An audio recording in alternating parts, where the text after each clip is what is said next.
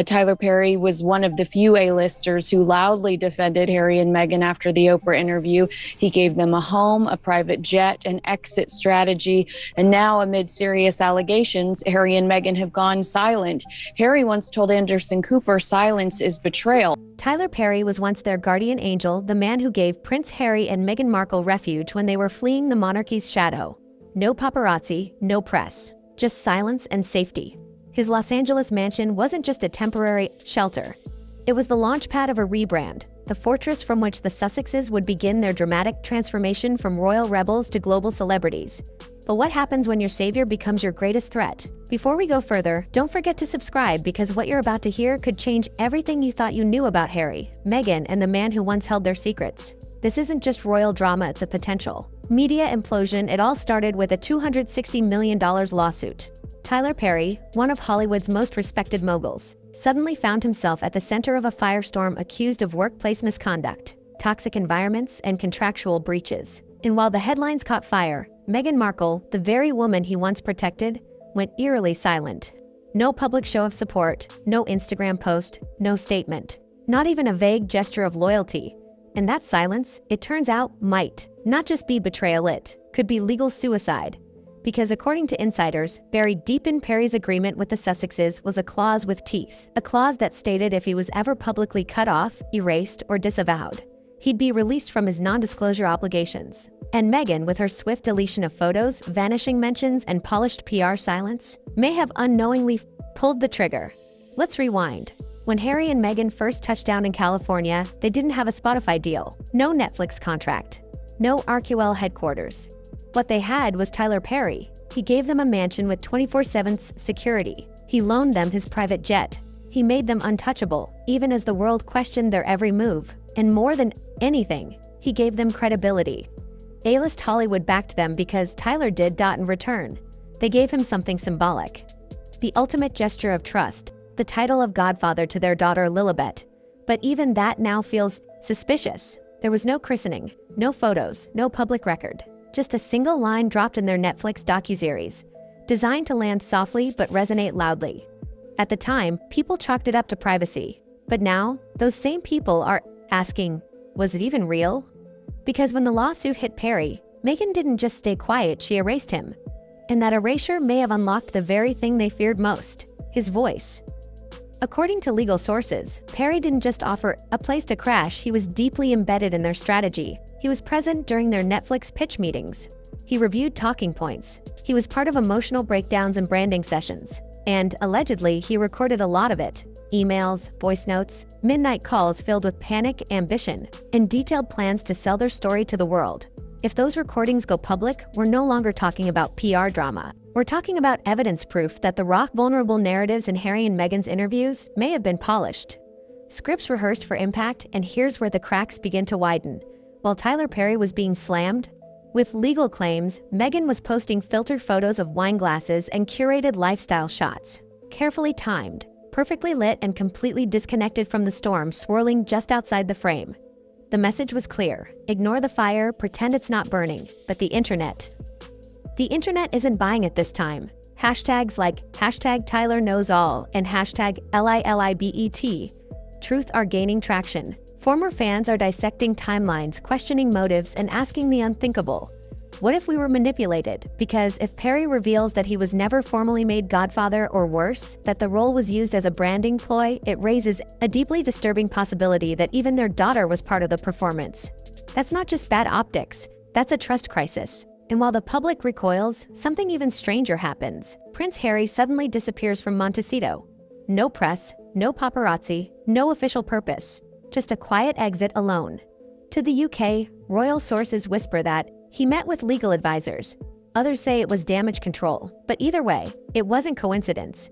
You don't vanish when your brand's on fire unless you're trying to put it out. Meanwhile, Meghan stays behind, micromanaging her digital image. Polished blog posts, floral settings, family moments, but every drop of content only fuels more suspicion. The tone feels forced, the timing feels desperate, and now, all eyes are on Tyler Perry. He hasn't said a word, not publicly, but behind the scenes, sources say he's sorting through the receipts emails, files, memos, notes. Not to leak impulsively, but to prepare. to protect himself legally and possibly to expose the real story. Because if he does speak, it won't. Beefluff Perry is no tabloid figure. He's a studio titan, a billionaire creator, a man who commands the stage when he chooses to walk on it, and the media wants him. 3 major networks are reportedly negotiating for first rights to his side of the story, not opinion, not reaction, documents, recordings, facts. And if those facts contradict what the Sussexes have sold to Netflix, Spotify, and the public, there could be consequences. Legal ones: breach of contract, reputational fraud, misrepresentation, endorsements. Could vanish overnight? Streaming deals might dissolve. Netflix executives who signed off on their series could find themselves answering uncomfortable questions. But beyond the legal mess lies something even more dangerous: the emotional betrayal, because Harry and Meghan didn't just tell a story. They told the story about escaping oppression, about enduring racism, about surviving royal cruelty, and millions believed them. Millions cried with them. Millions trusted them. If that story is exposed as a curated product, tailored for profit, then it's not just a PR fail. It's a betrayal of everyone who stood by them. And Perry, he doesn't need to fabricate anything to destroy them. All he has to do is tell the truth. Because when the truth is that powerful, it doesn't need embellishment. It just needs a microphone. And Perry has one in his hand. Behind the scenes in Montecito, insiders say Meghan and Harry are in full lockdown mode. Not security, lockdown PR, lockdown emails to allies, quiet calls to producers, strategic releases of heartwarming content to drown out the rising noise. It's a pattern that's worked before, but this time it's not landing. The more they post, the more people dig. Questions, once whispered, are now shouted. Why were there no official records of Lilibet's Godfather appointment? Why did the Netflix docuseries present moments with such emotional polish that they felt scripted? Why did Perry, once a constant ally, suddenly vanish from their narrative? And the biggest question of all, what does Perry know? Legal analysts are now circling like vultures. Because if Perry's recordings include evidence that the couple staged emotional moments, dramatized timelines, or edited reality to enhance sympathy, then it opens a legal Pandora's box. Not just for Harry and Meghan, but for Netflix, Spotify, and anyone who financially benefited from their story. Suddenly, this isn't about personal drama. It's about intellectual property fraud. If even one episode of their docuseries is proven to contain false material presented as truth, that could mean breach of contract, and platforms don't like being lied to. Streaming giants are built on user trust. If that trust erodes, the executives who greenlit their content could face backlash from shareholders, advertisers, and the press. Meanwhile, Meghan's carefully crafted public image as a strong, graceful mother navigating fame under fire is starting to crack. Not because the core of it is false, but because the audience doesn't know what's real anymore. And when you lose trust, you lose everything. Hollywood operates on perception, and perception is turning fast. Once seen as a phoenix rising from royal ashes, Meghan is now being portrayed as the mastermind of a controlled narrative, a woman who didn't just survive palace politics but learned how to play an even more calculated game in the spotlight. And Harry, once the heartbroken son struggling with trauma, now appears increasingly complicit in the scripting of their story. It's not just critics who are turning, it's supporters. Former fans. The same voices that once trended hashtags defending the couple are now trending hashtags like hashtag Tyler Knows All and hashtag Meghan Exposed. One viral tweet put it bluntly: "We cried with them, we defended them. But if this was all just strategy, then we were played, and that kind of betrayal." It doesn't just disappear, because this isn't just about a Godfather title. This isn't about Perry being a footnote in their story. It's about the foundation of their entire post-royal identity. The narrative they sold to the world was one of transparency, trauma, and truth. But if even one element like the Godfather claim was fabricated for brand value, then what else was staged? And here's where it gets even darker. Insiders claim Perry wasn't just involved in personal moments. He was reportedly part of the financial conversations too. He allegedly offered guidance on how to position their brand, how to package pain into a palatable story, and how to make emotional turmoil marketable. Emails show strategy calls timed with public milestones. Voice notes include suggestions for language that would provoke headlines. Messaging brainstorms, storyboards, carefully worded talking points.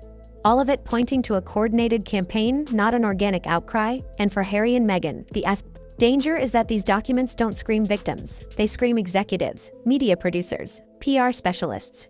Two people who didn't just escape the monarchy, but leveraged that escape for maximum gain.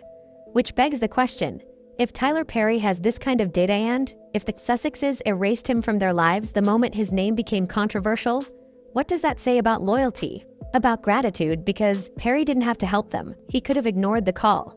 He could have left them vulnerable to the wolves, but he gave them sanctuary. He used his reputation to shield theirs. And now they've gone quiet while he drowns in legal trouble. That silence isn't just insulting. It's telling. It tells us that the bond wasn't mutual, that when things got ugly, Meghan and Harry chose to protect their brand, not the man who once protected them. And if that's true, then Perry's potential revenge isn't coming from spite, it's coming from liberation. Because if Meghan really did trigger the clause in there, ND, ain't the one that lets Perry speak freely if he's cut off, then every deleted post, every erased photo, every quiet unfollow was a tactical misstep. She may have set him free. And Perry, the man who stayed silent, while being used as a stepping stone to stardom, is reportedly ready to talk. And not just talk but reveal. According to sources close to the situation, Perry has been quietly consulting legal teams, going through old files and weighing his next move. Not out of malice, but out of necessity. Because once someone erases you from the narrative after you helped build, E2 start to question everything. And when you hold the receipts, you don't need revenge. You just need a reason. That reason may have finally arrived. 3 major media networks have reportedly made contact. Not tabloids, mainstream, international players. They don't want quotes. They want documents, audio, video, and above. All proof that the version of events Meghan and Harry sold to the world was a branded illusion. It will collapse entire reputations, because this isn't about whether Harry cried in interviews, whether they were lived or staged, felt or rehearsed, and in a world that craves authenticity, that distinction makes all the difference. The Sussex brand has always hinged on one thing: truth. Not royal tradition, not title, not lineage, truth. It was the lifeline that connected them to millions. The thing that made the public forgive missteps, overlook inconsistencies. It will destroy the foundation of everything they've built in the US, from Archewell to Netflix. All of it depends on the public believing their story. If that belief dies, so does the empire. Hollywood is already shifting. Industry insiders are reportedly putting Meghan-related projects on pause. One executive was quoted anonymously saying, "We need to see how this Perry situation plays out." That's code for, if this blows up, she's radioactive, because no studio, no publisher, no brand wants to be associated with a narrative collapse. The irony? Meghan built her comeback on being silenced. That was her platform, her rallying cry, her battle flag. But now, the silence isn't noble, it's strategic, and the world can feel the difference. She's not speaking out for Perry, not defending the man who housed her during her darkest hours. Instead, she's hiding behind curated content, hoping the algorithm will drown out the backlash. It won't. Not this time. Social media has become a digital courtroom, and the public are no longer casual observers. They're forensic analysts, digging, comparing, pulling receipts.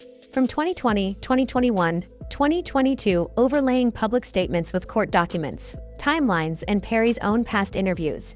And with every inconsistency, the trust fractures more.